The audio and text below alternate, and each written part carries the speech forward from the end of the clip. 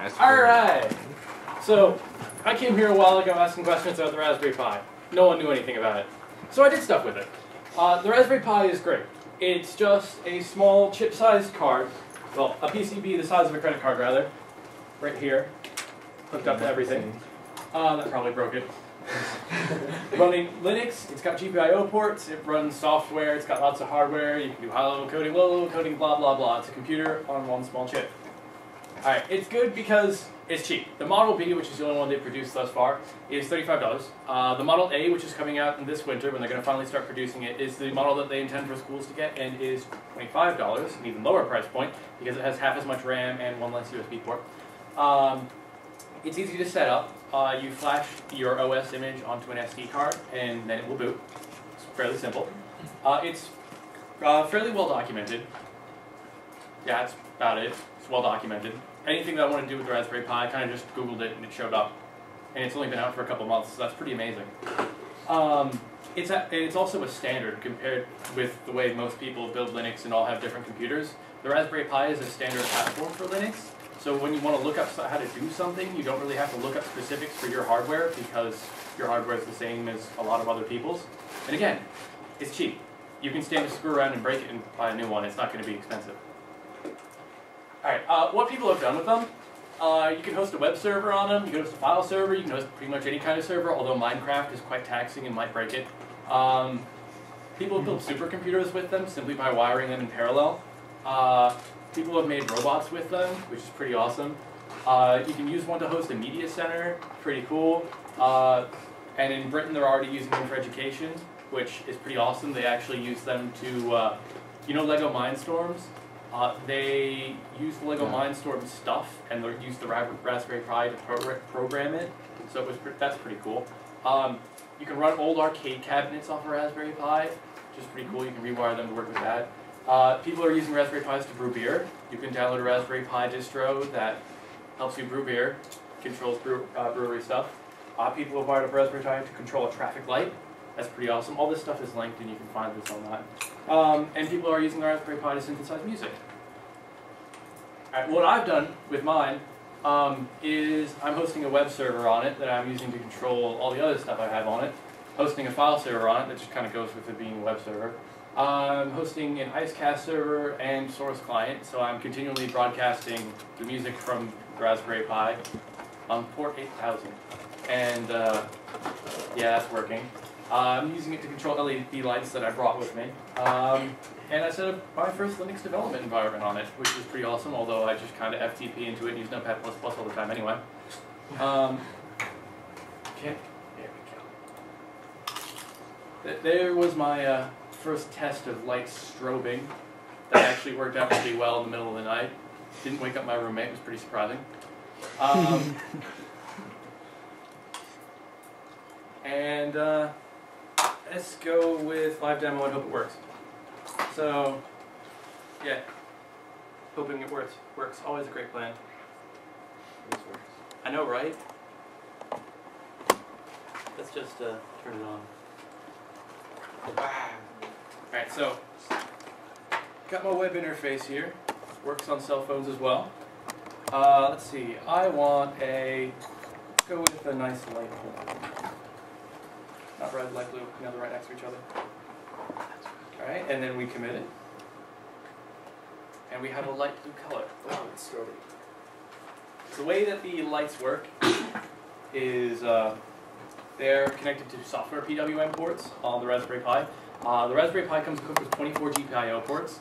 2 of them are 5 volt power. There's one of them that's just 3.3 volt power. There's a couple grounds. The rest of the GPIO ports are pre-configured for certain uses. There is only one hardware PWM port, which, in all of my genius, I've decided not to use. So what I did was I repurposed 3 of the GPIO ports, and GPIO is just high signal, low signal, much like this graph here that happens to have been pre-drawn on the board. Don't know who wrote that up there, very useful though. And all a PWM is rapidly pulsing it so that the average voltage as detected by the LED strip is lower, and that attenuates the voltage. Which is why some people get a headache when they look at it when it's not full on, because it's actually blinking on and off really, really fast to make it look dimmer. Anybody else have any other questions? I'll try to answer them. How long did it take to learn what you know about this? I came into this knowing nothing about Linux and nothing about web servers and nothing about Python either, even, and I wrote the light daemon in Python. I did know a little bit of programming before it, though. Setting up the Raspberry Pi took me a day to flash Linux correctly. I probably failed flashing the SD card about 4 times because the utility I was using in Windows was terrible and just wouldn't flash it right. Then once I finally got that working, I tried to move most of the operating system stuff onto the 700 gigabyte external hard drive I added onto it, and that broke most of it because I just tried to change the user folder over there before copying all the files off of it, and that broke it pretty hard. So I had to reinstall the OS again after that, and then do it right. After I got all of that formatting type stuff set up, I then decided I wanted to control LED lights because I had seen someone else in my dorm room using an Arduino to control an LED light strip like this in their room. Now, they only had 7 colors, full on or full off for each channel, and I thought, I'm going to one-up them. I'm going to use full RGB spectrum. Let's do this. So I started doing some research. I determined that I would need to use PWMs to do it. I read the Raspberry Pi only had 1 PWM port, and I was warned about this when I spoke to the person who did the Arduino. And I'm like, I'll figure out some way to do it. I read online there was a C library to control the GPIO ports. Tried to use that first. Setting up the web server, that was actually pretty straightforward. I set up the web server in about 3 hours. Learned HTML in the 3 hours after that, learned PHP in the 2 hours after that, and then learned JavaScript in the 1 hour after that. Learned. Enough to get things working.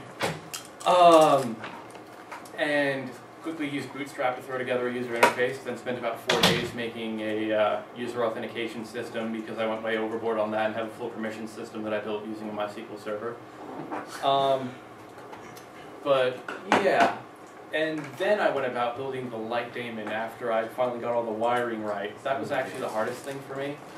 The wiring, first I had it hooked onto the other end of the LEDs, and I could not for the life of me get it to do anything other than be off or on. Because the LED strip has either inputs or outputs on both sides. On one end it's ground controlled, on the other end it's input controlled. You only need to plug it into one end. I was trying to use the ground control end for a while, and no matter what I would do, the MOSFETs would just be on or off instead of scaling as they should. MOSFETs being the transistors that I use to communicate the 3.3 logic signal from the Raspberry Pi to the 12 volt LED strip without ruining either of them. But yeah, once I finally got the wiring right, it was actually fairly trivial to use the GPIO Python module to set up the lights. Then I just looped it, made it into a daemon, used this library that someone here in the SSC told me about after Googling it, called Pyro, to use another Python script to communicate with that one as though it were a daemon. And then that Python script is called from PHP because I was originally trying to use a C wrapper to do the calls directly from PHP, but you need to have root privileges to use the GPIO ports, and PHP web server doesn't exactly like having that at all. So it took me a couple days to figure that out and get that working. A couple weeks more like. But yeah, it's actually working right now. I actually just, like, minutes ago, got a script that fades the lights on working instead of just blinking from color to color, you know, if they were on right now, and I didn't have a syntax error. But, yeah, controlling the colors from a mobile device. Now I can leave the lights on in my room when I go to bed and go, oh damn, I left the lights on, I can just go. And now they're off. Which is pretty much the point of it. It just took a couple weeks of work to get it done. And, you know, in my opinion, a couple weeks of work for a couple minutes of effort each day, definitely worth it. So any other questions? Yeah, what is by far like the most amazing thing that you've seen people do with the Raspberry Pi? That I've seen people do? Wire up 64 of them together and use it as a supercomputer. And the case of the supercomputer being made of Legos, because it's just the right size to enclose in Legos. It's pretty awesome. Yes? For this particular use with the LED light, how did you say using the Raspberry Pi compares to just like hooking something up to an Arduino? Like, is it more trouble, and if it is it worth it? My main trouble is my own faulty wiring job, as you can tell. I touch it and it goes on or off. But beyond that, the Raspberry Pi itself is actually a really nice interface for it because, like, with the Arduino, I would be stuck into coding in Arduino code stuff, whereas with the Raspberry Pi, I can code in whatever language I want, which is pretty awesome. My wiring is so bad. But beyond that, I've never actually used an Arduino, so this was also my first foray into hardware type things.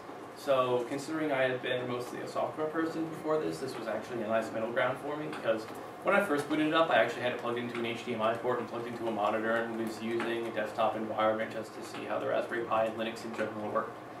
And then found out, wow, this is actually pretty slow compared to just SSHing in from a better computer, and then started doing that. But yeah, I really don't know how it compares to an Arduino beyond the fact that this can do a lot more complicated things in my opinion. Can't really host a web server on an Arduino that well. Yeah, I just meant for the particular use case here. Obviously, I'm not posting a web server on an Arduino, but I just mean for like interacting with things like LEDs that are more what we generally associate with an Arduino. The Arduino has the advantage that, like, most servos are 5-volt servos, and the Arduino uses 5-volt logic, which means that you can just hook up the Arduino straight to a servo. You don't have to have something like a MOSFET or a logic leveler in between. Whereas with the Raspberry Pi, the logic level is 3.3 volts, which makes it quite finicky. There aren't that many 3.3 volt servos or lights or anything, so you always need to have something to temper the voltage between your components. I think I broke it for a minute. Any other questions? Yes? What Linux distro do you have on there? It's a version of Debian called, I want to say, either Raspbian or Squeeze. I can never remember which one it is, because they were both released around the same time that I flashed it. One was the newer distribution and came out literally the day that I flashed it, and I don't remember which one I actually installed. Yes? Is availability still limited on these, or are they actually producing enough that you can buy They them? actually aren't being produced enough that you can buy them, primarily because there are both US and British manufacturing sites now, in addition to the original sites that were just in Asia because of cheapness. You can order them from Allied Electronics here in the US. They come from the West Coast. I think that's where I pre-ordered mine from.